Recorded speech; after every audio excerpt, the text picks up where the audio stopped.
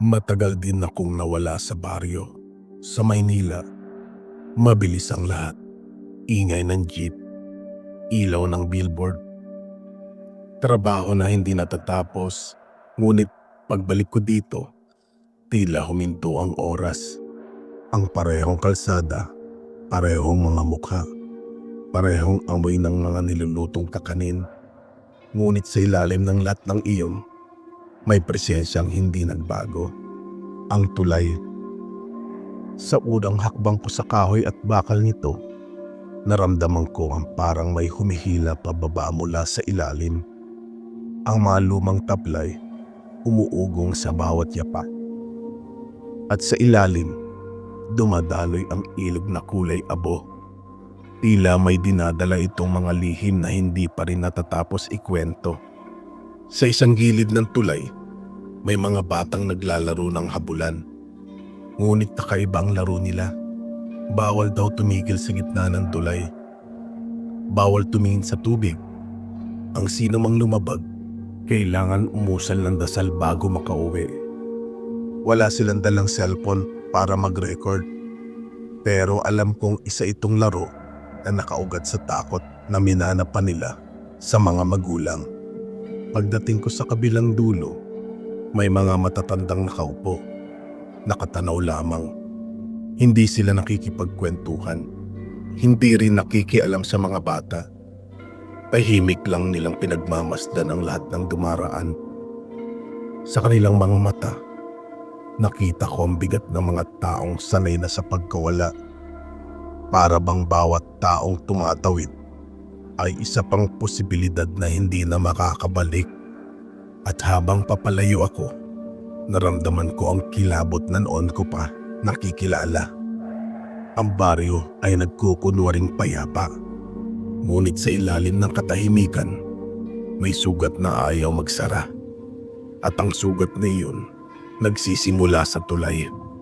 Kinabukasan, mainit ang araw at puno ng tawa ang palengke. May musika sa plaza, may tawanan sa kalsada. At ang baryo ay nagkunwaring abala sa piyesta. Ngunit sa likod ng lahat ng kasayahan, may mabigat na bulungan na paulit-ulit na inuusal.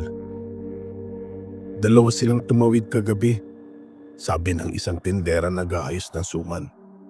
Isa lang ang nakauwi. Hindi na bago yan, sagot ng isa. Huwag mong lakasan, baka marinig. At nang makita ko ang batang nakauwi, payat, maputla, at tila tulala, lalo akong kinilabutan. Hawak siya ng kanyang ina.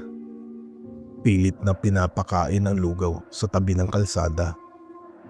Ngunit hindi rin siya kumikibo. Nakatitig lang sa malayo. Parang may kaluluwang naiwan pa rin sa gitna ng tulay. Ang mga mata niya ay walang laman.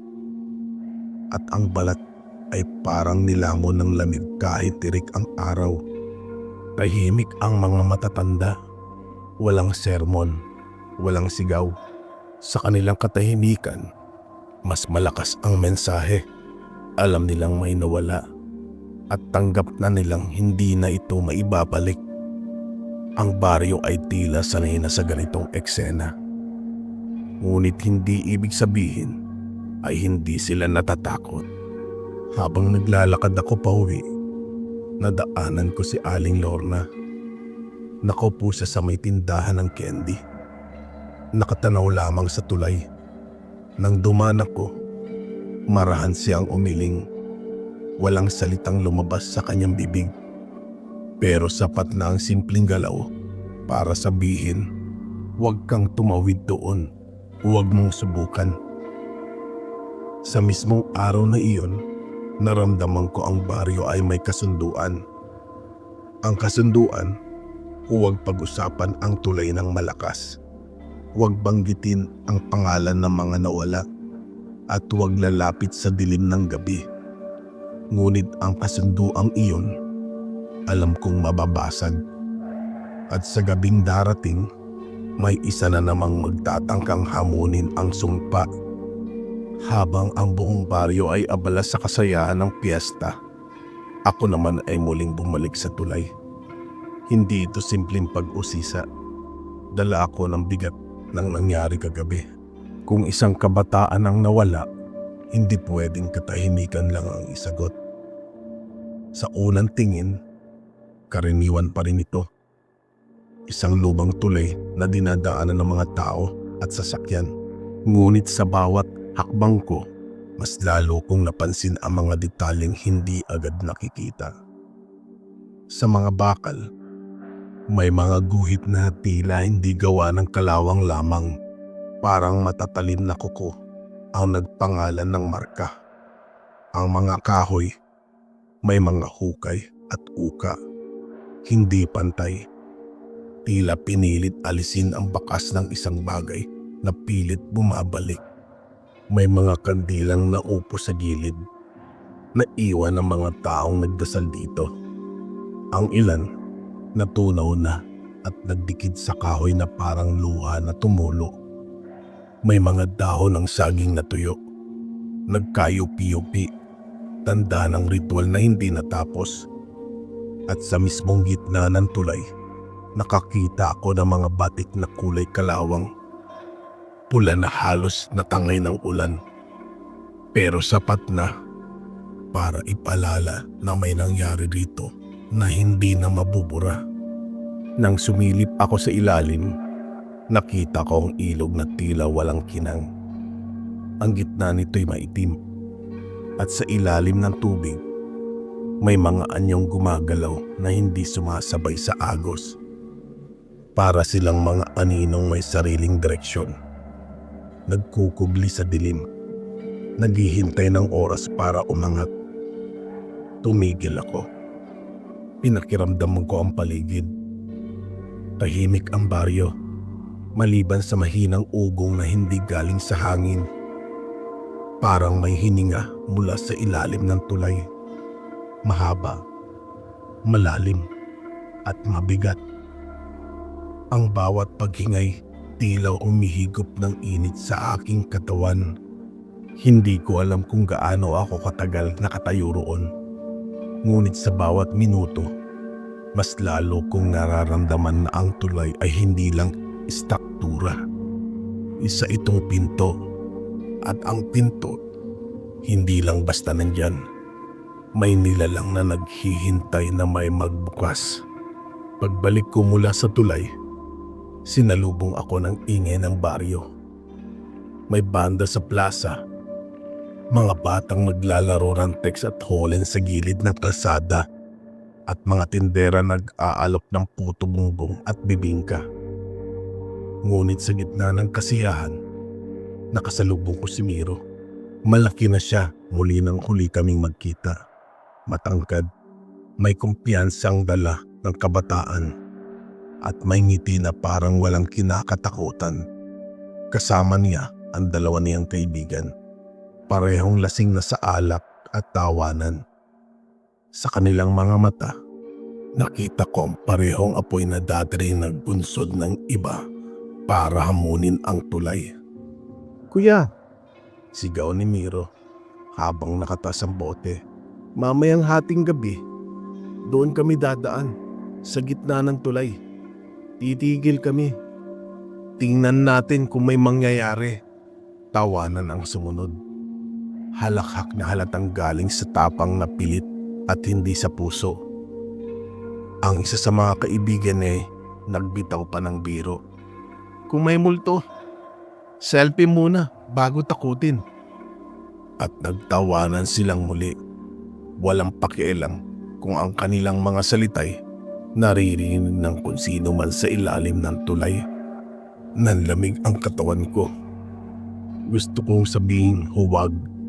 Gusto kong pagalitan si Miro tulad ng dati. Ngunit ang mga salita tila'y natuyo sa aking lalamunan. Wala akong nailabas kundi isang mahina at walang saysay na, "Miro, huwag mong subukan." Ngunit ngumiti lamang siya. At sa ngiting iyon ay may kumpiyansa na hindi nila dapat dala. "Kwento lang yan, kuya," sagot niya. Hindi ako naniniwala sa mga alamat. At kung totoo man, dapat nakita natin. Habang papalayo sila, iniwan nila akong nakatayo sa gilid ng kalsada. Sa paligid, nagpatuloy ang kasiyahan ng baryo. Musika at tawanan. Ngunit sa loob ko, lumalaki ang kaba. Dahil alam kong ang tulay ay hindi nagbibiro at ang mga hamon ng kabataan ay laging may kapalit. Kinabukasan, tila wala naman nagbago sa baryo. Ang araw ay sumikat na parang walang nangyari at ang mga tao ay muling abala sa piyesta. May kantahan sa plaza, may laro ng palayok sa gilid ng kalsada at may mga bata na nagtatakbuhan na para bang walang mabigat na lihim na nakabitin sa ibabaw ng lahat. Ngunit sa bawat ngiti at tawanan, may kulang. At nang hanapin ko si Miro, doon ko naramdaman ang katahimikan na mas mabigat kaysa anumang ingay. Wala siya sa pila ng bibingka kung saan lagi siyang nakikipag-agawan noon.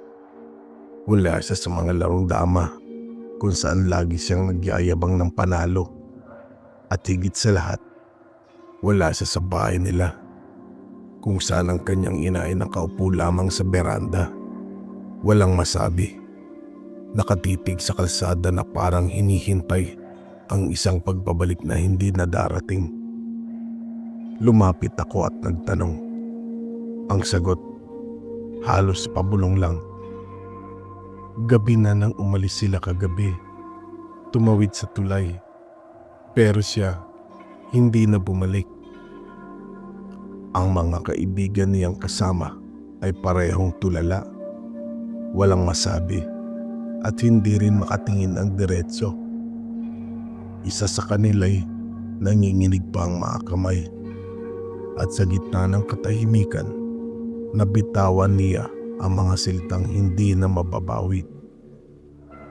May nakita kaming anino sa ilalim. Humawak sa kanya. Hindi namin siya nahila pabalik. Umalingaw-ngaw ang bulungan sa buong baryo.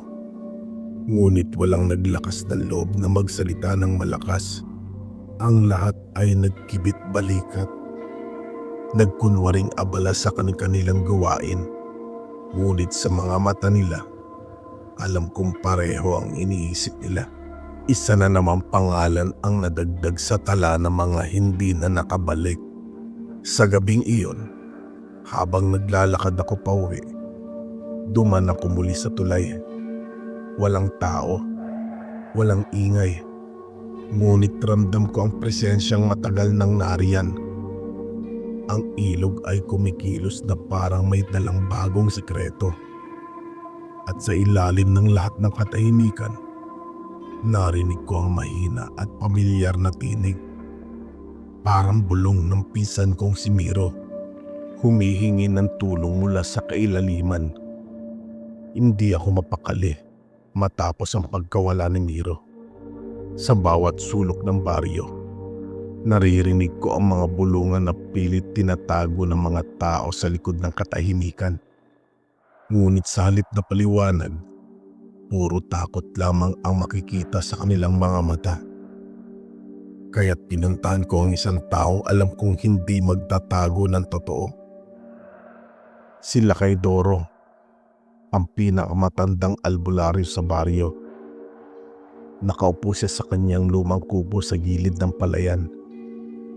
Tahimik na naghahaplos ng mga dahon ng halaman na kasabit sa bubong.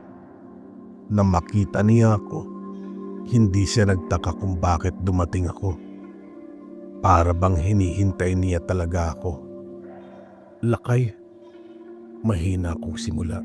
Si Miro, hindi na bumalik. Tumigil siya, ngunit hindi nagulat. Ang kanyang mga matay tila alam na ang sagot. Bago ko pa man itanong, hindi multo ang nasa tulay. Wika sa mababang tinig at hindi rin sumpa lamang ng tubig. Nilalang iyon, anak ng dugo at dilim. Umupo ako sa harap niya. Pinilit na iniintindi ang kanyang salita. Bago pa maitayo ang tulay, nagpatuloy sila kay may babaeng buntis na itinapon sa ilog. Ang akala ng lahat, nalunod siya. Ngunit bago siya tuluyang malagutan ng hininga, may dumapo mula sa itaas. Isang nilalang na matagal lang naninirahan sa kagubatan. Isang aswang na kumakain ng laman. Ngunit sa gabing iyon, ibang uhaw ang nakita. Ang sanggol sa kanyang sinapupunan, dagdag niya. Hindi namatay. Hinugasan siya ng ilog. Pinakain ng nilalang at pinaliguan ng dugo sa ilalim ng buwan. At mula noon, ang batang iyon ay lumaki. Hindi sa sinapupunan ng ina, kundi sa ilalim ng dilim ng tulay. Nanlamig ako sa narinig. Kung tama ang sinasabi nila kay, ibig sabihin, ang bawat pagkawala ay hindi lamang biktima ng sumpa, kundi handog para sa nilalang na iyon. Tandaan mo, mariin niyan dagdag, ang gutom ay hindi natatapos. Kapag may nawala, hindi ito titigil hanggat hindi nasusundan ng bago.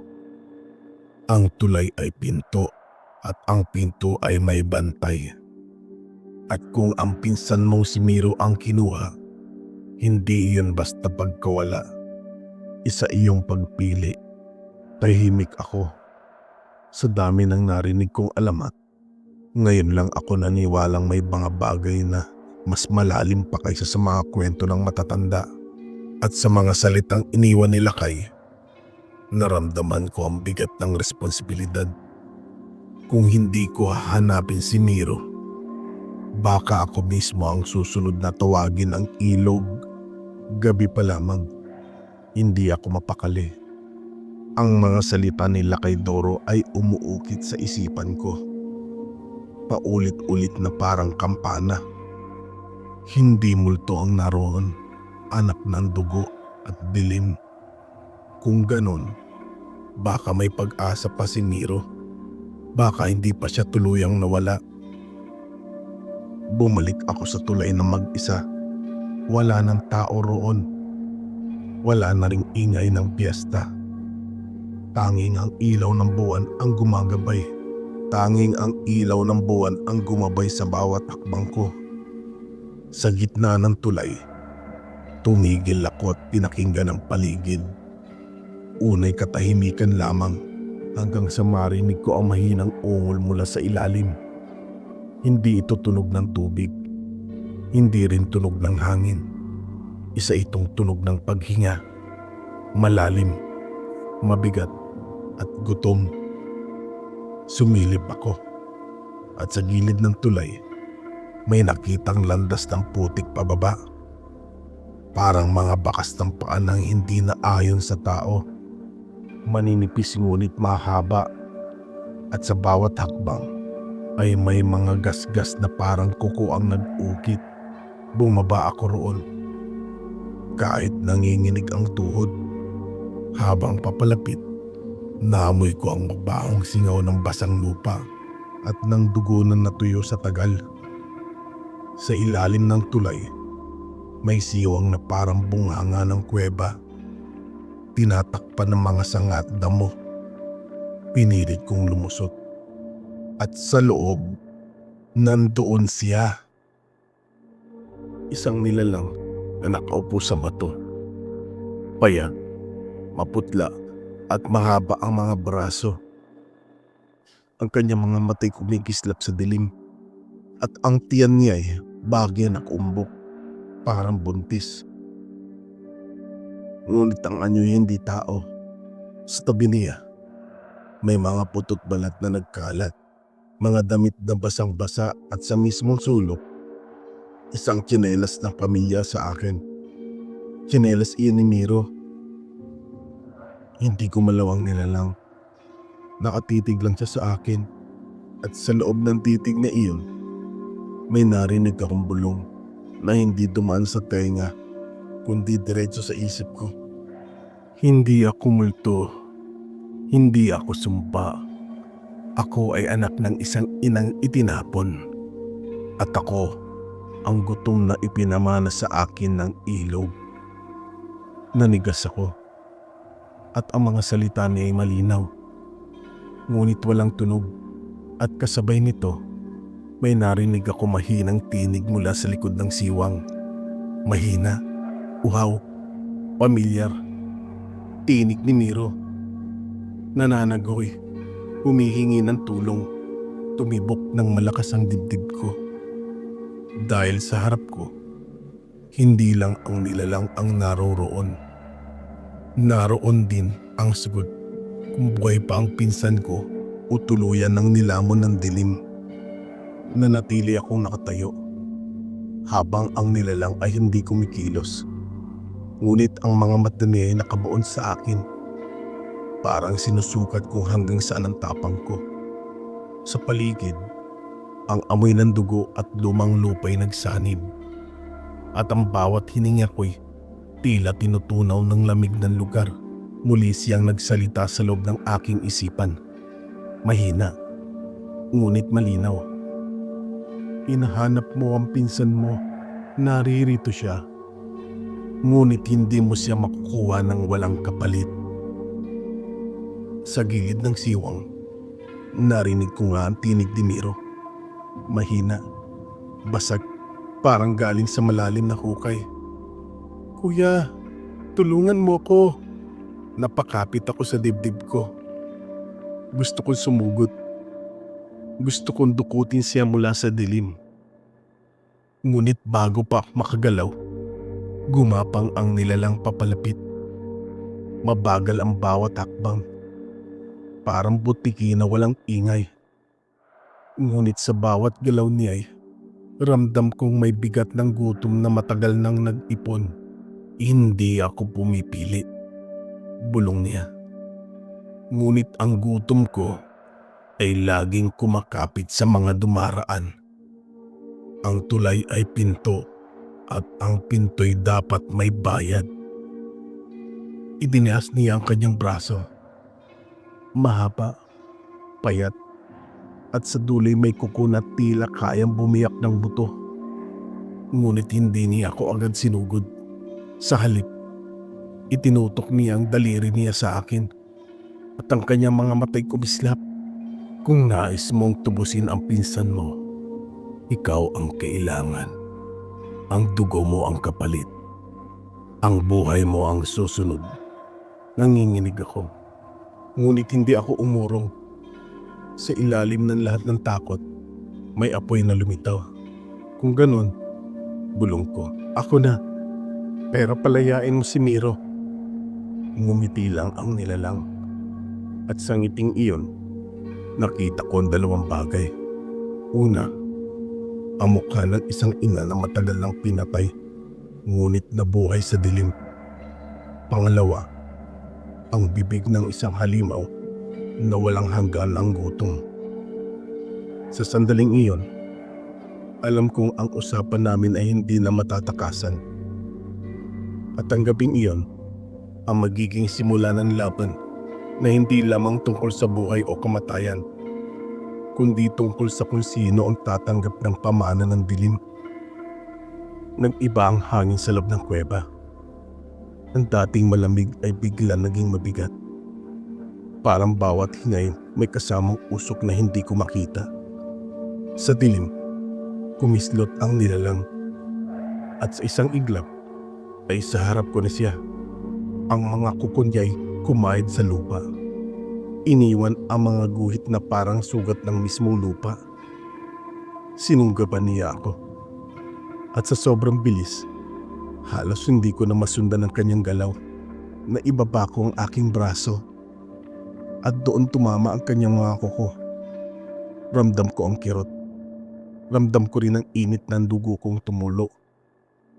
Ngunit mas matindi ang nararamdam kong lamig. Parang sinisipsip ng sugat ang lakas ng aking katawan. Hindi ka makakalaban sa akin, bulong niya. Ngunit ang bulong na iyon ay pumailalim diretso sa aking ulo. Hindi sa aking tainga, Ako ang anak ng tulay.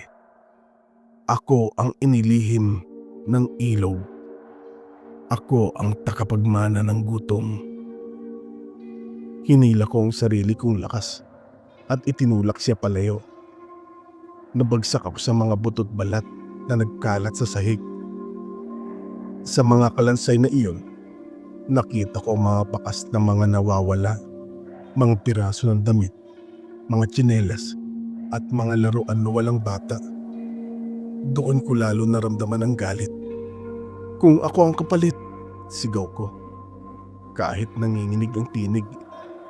Huwag na siyang idamay. Ako ang kunin mo. Ngunit sa halip na umatras, ngumiti ang nilalang. Hindi ganong kadali, sagot niya. Ang gutom ay hindi natatapos sa isang katawan. Kapag ibinigay mo ang sarili mo, hindi lang ikaw ang mawawala. Dadalhin mo ang aking uhaw at mula sa iyo, lalaganap ito. Muling sumugod ang nilalang. Mas mabangis, mas mabilis. Naramdaman ko ang bigat niya sa ibabaw ko. At sa kanyang mga mata, nakita ko ang nag-aapoy na pula. Hindi apoy ng galit, kundi apoy na walang hanggang pagkagutom. Sa likod ng lahat ng ingay, uling narinig ko ang tinig ni Miro. Halos paos, halos wala na. Kuya, wag! Sa sandaling iyon, napagtanto ko na ang laban na ito'y hindi lamang para sa aking buhay, kundi para rin sa buhay ng lahat ng susunod na dadaan sa tulay. Nagpatuloy ang sagupaan sa ilalim ng tulay. Ang bawat galaw ng nilalang ay mabilis at tiyak. Parang sanay na sanay sa pagdukot ng buhay. Ngunit sa bawat pag-atake niya, pilit kong hinahanap ang lakas na natitira sa akin. Hindi para iligtas ang sarili, kundi para iligtas si Miro. Hinugot ko mula sa aking bulsa ang supot ng asin na iniabot sa akin nila kay Doro. Hindi ko alam kung sapat iyon. Ngunit iyon lamang ang meron ako. Nang sumugod siyang muli, itinapon ko ang asin diretso sa kanyang mukha. Isang malakas na hiyaw ang malingaw nga sa loob ng kuweba. Ang balat nga'y parang sinunog. Ang mga matay nagdilim. At ang kanyang mga kuko'y kumayod sa bato na para ba naghahanap ng maapuhap. Sa pagkakataong iyon, nagkaroon ako ng sandaling makagalaw. Hinila ko ang tinig na narinig ko mula sa likod. Si Miro. Nakatanikala sa mga sanga at ugat. Maputla at halos wala ng malay. Pilit ko siyang iniangat. Pilit ko siyang binuhat. Ngunit bago kami maalabas, muling gumalaw ang nilalang. Sugatan man, hindi pa rin siya tuluyang natatalo. Sa kanyang huling lakas, sinunggaban niya ang aking dibdib. Ang kanyang kuko'y bumaon at ang malamig na pakiramdam ay tumaloy sa aking dugo. Hindi lamang sugat ang iniwan niya, tila may ipinasa. Isang bigat, isang init na hindi akin, isang gutom na pumasok sa aking ugat. Bumagsak siya sa sahig, nangihina, nagdidiliryo. Ang kanyang mga matay tumitig sa akin sa huling sandali. At sa isang tinig na parang halik ng hangin, sinabi niya, "Hindi ako mamamatay. Ako'y lilipat. Ikaw ang magiging ako." At sa isang iglap, tumigil ang kanyang paghinga. Ang katawan niya ay nagkislap, naglaho, parang alikabok na tinangay ng hangin. Ngunit ang malamig na bigat sa aking dibdib ay nanatili. Hawak ko si Miro. Buhay pa siya. Mahina ngunit humihinga. Ngunit habang paakyat kami mula sa ilalim ng tulay, ramdam ko ang kakaibang init sa aking mga mata. Ang kakaibang tibok ng aking mga ugat. Hindi ko na maitatanggi. May iniwan ang nilalang sa akin. Isang pamana na hindi ko hiningi. ngunit pilit na ipinasok sa aking katawan. At sa aking isip, malinaw ang bulong. Ang gutom ay hindi natatapos. Ikaw ang susunod. Nakalabas kami ni Miro mula sa ilalim ng tulay. Nanginginig pa rin ang kanyang katawan. Ngunit buhay siya. Humihinga. Nakapikit. Inihiga ako siya sa damuhan. At sa unang pagkakataon mula kagabi, nakaramdam ako ng pag-asa. Ngunit kasabay ng pag-asa, dumating ang isang kakaibang sensasyon. Ang aking dibdib ay mabigat. Hindi lang dahil sa sugat, kundi dahil sa tibok na hindi akin. Parang may iba pang puso na nakatira sa loob ko. Pumipintig sa sarili nitong ritmo. Pag-uwi namin, hindi ko na inamin sa iba kung ano ang nangyari. Sinabi ko na lamang natagpuan ko si Miro malapit sa ilog. Mahina pero ligtas.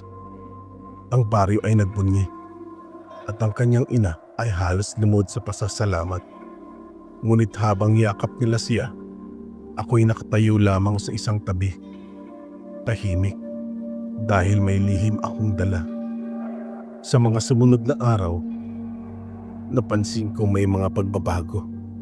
Ang pagkain ay hindi na nagbibigay ng lasa. Ang kanin ay tila abo. Ang ulam ay walang saysay. At kahit ang matamis na bibingka ng piyesta ay parang pato na walang lasa.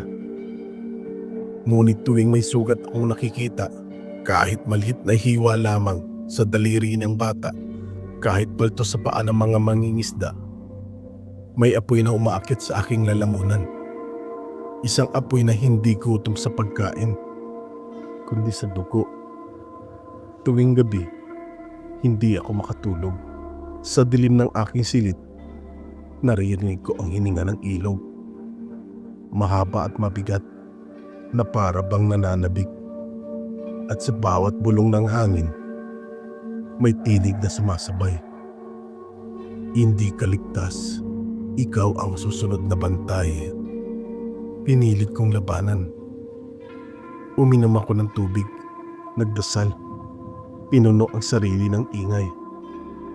Ngunit sa bawat pagsara ng mata, lumilitaw ang mukha ng nilalang. Ang kanyang mga mata, ang kanyang ngiti, at ang huling bulong na iniwan sa akin. At unti-unti kong naiintindihan. Hindi ko lamang nailigtas si Miro. Iniligtas ko siya, kapalit ng sarili kong kalayaan. At ngayon, sa bawat tibok ng aking puso, may kasabay na tibok na hindi akin. Isang tibok na gutom. At alam kong darating ang gabi na hindi ko na ito mapipigilan. Lumipas ang mga araw at unti-unti kong nararamdaman ang bigat ng aking katawan. Hindi na ordinaryo ang mga gabi.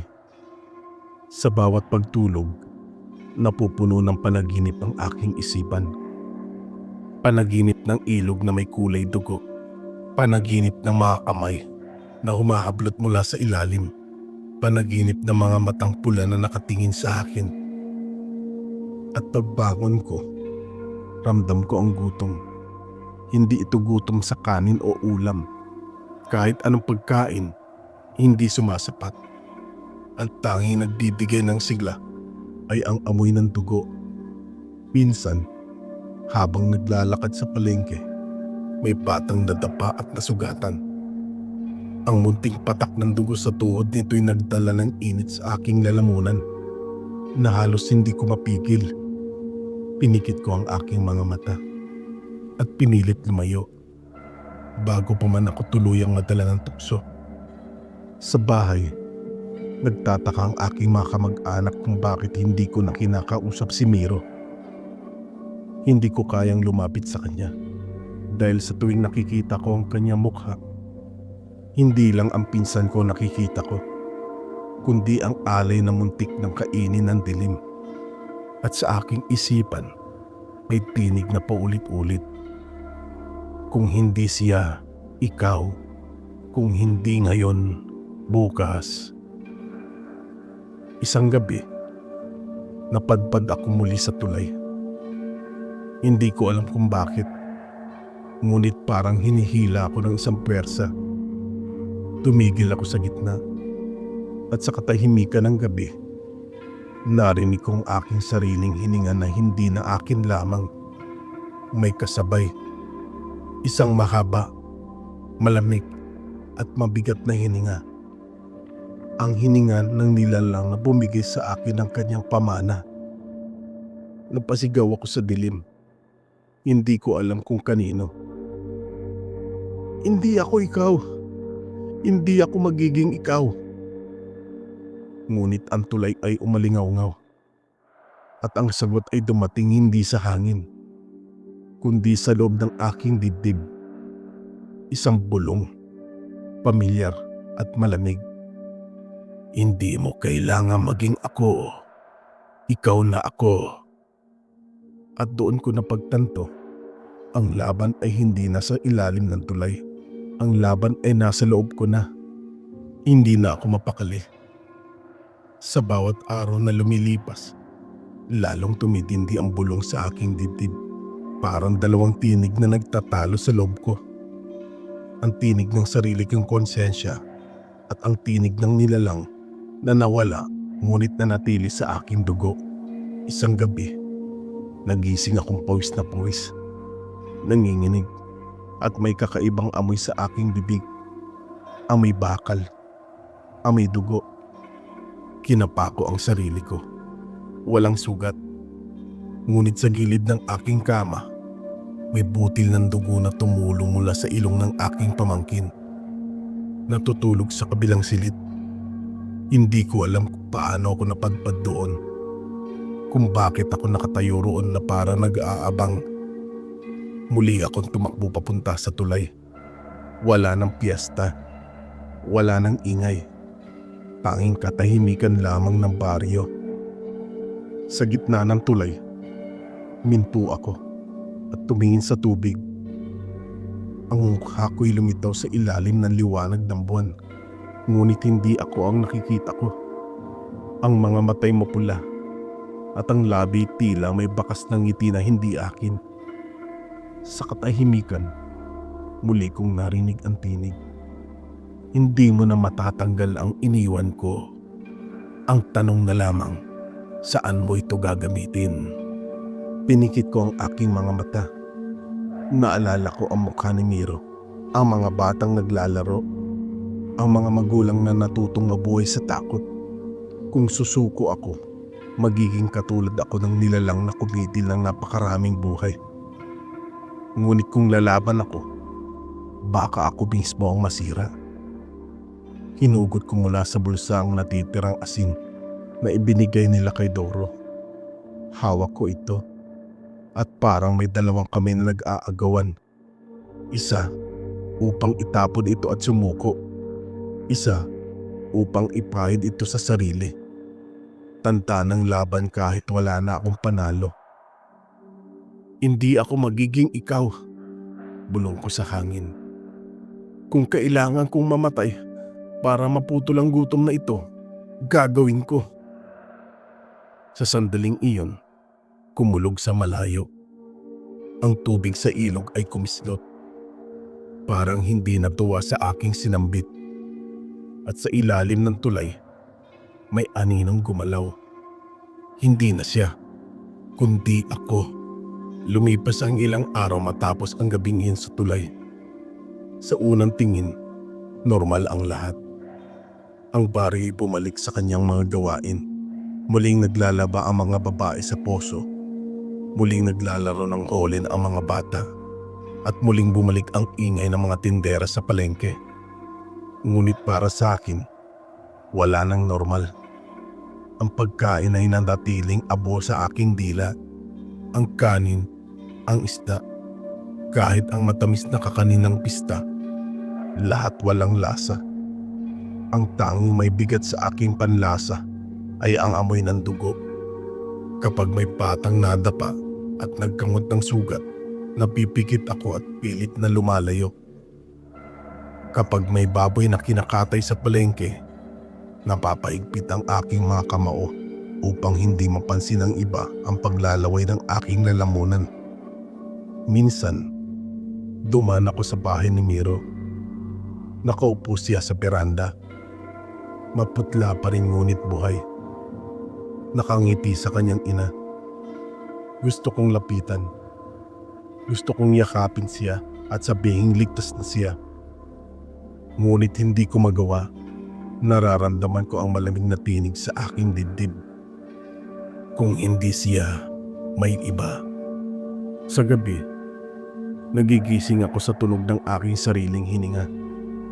Ngunit hindi na ito iisa. May kasabay. Isang mahabang paghinga. Mabigat. Galing sa ilalim ng tulay. Sa dilim ng aking silid, nararamdaman ko ang mga matang nakatingin sa akin.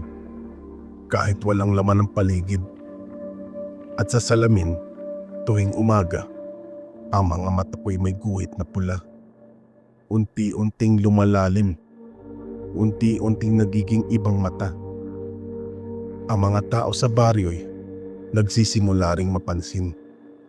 May bulungan sa palengke na tuwing dumaraan ako, tumatahimik ang mga aso. Na tuwing napapatingin ako, nanginginig ang mga bata at napapahinto ang kanilang laro. At may nagsasabi pa sa gabi, may nakikita silang anino sa ilalim ng tulay. Hindi na kasing liit ng dati, kundi mas malaki, mas mabigat, at kahawig ng isang taong pamilyar. Sa bawat araw na lumilipas, lalong lumalalim ang aking pagdududa. Ako ba'y tao pa? O ako na ang bagong bantay ng tulay? Hindi na ako makatulog. Bawat gabi, dumidilim ang aking isipan at lumalakas ang tinig ng nilalang sa loob ko. Sa umpisa, bulong lamang, mahina, parang amoy na sumisingit sa hangin. Ngunit ngayon, malinaw na ang bawat salita. Hindi mo na matatakasan, hindi mo na maitatanggi, ikaw ang susunod. Isang gabi, napilit akong bumalik sa tulay. Hindi dahil sa kagustuhan, kundi dahil sa hatak na hindi ko malabanan. Para bang ang mga paa ko'y may sariling isip. Huminto ako sa gitna. At sa ibaba'y muling lumutang ang ilog. Maitim, malalim, tila naghihintay ng pasya. Tumingin ako sa tubig at nakita kong aking sariling refleksyon. Ngunit hindi ako ang nakikita ko. Ang mga mata'y mapupula at ang balat ay maputla. Ang ngiti hindi akin, kundi ng nilalang na nawala ngunit na nanatiling nakabaon sa aking dugo. Sa ilalim ng refleksyon, may isa pang anyo. Isang anino na nakatayo.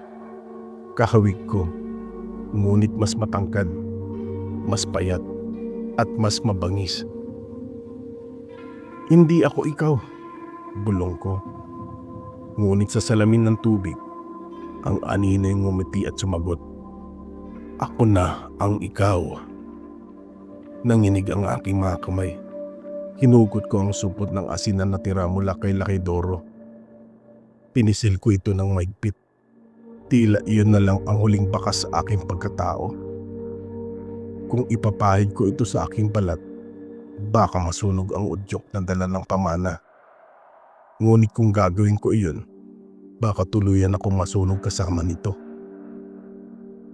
Kung kailangan kong mamatay, bulong ko sa dilim.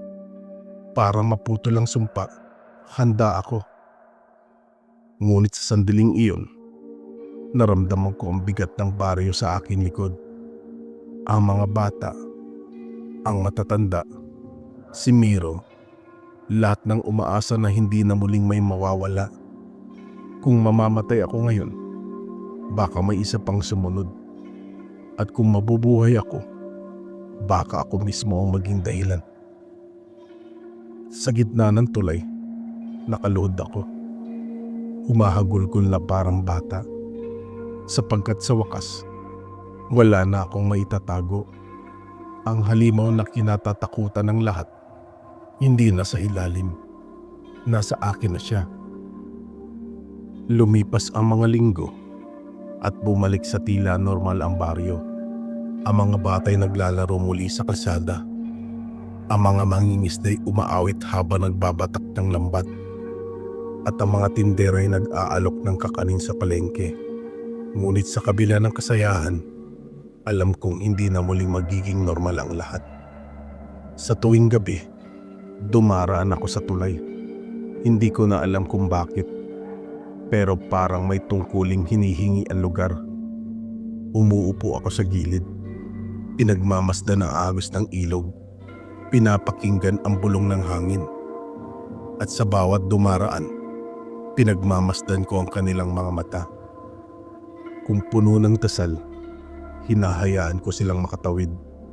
Ngunit kung puno ng yabang at hamon, nararamdaman ko ang malamig na init na gumagapang mula sa aking dibdib. Minsan, may mga batang naglalaro at sumisigaw sa gitna ng tulay. Pinapanood ko sila mula sa dilim. Pinipigilan ang sariling lumapit. Ngunit tuwing makakakita ako ng munting sugat sa kanilang tuhod o ng patak ng dugo sa kanilang kamay, may apoy na kumikirot sa aking lalamunan. Pinipikit ko ang aking mga mata. Pilit na pinapakalma ang halimaw sa loob ko. At sa mga gabing walang buwan, nakikita kong lumilitaw sa ilalim ng tulay ang isang anino. Malaki, mahaba, payat. Hindi na ito ang nilalang na nakaharap ko noon. Ako na iyon. Ang sariling refleksyon ko na humahakbang sa tubig.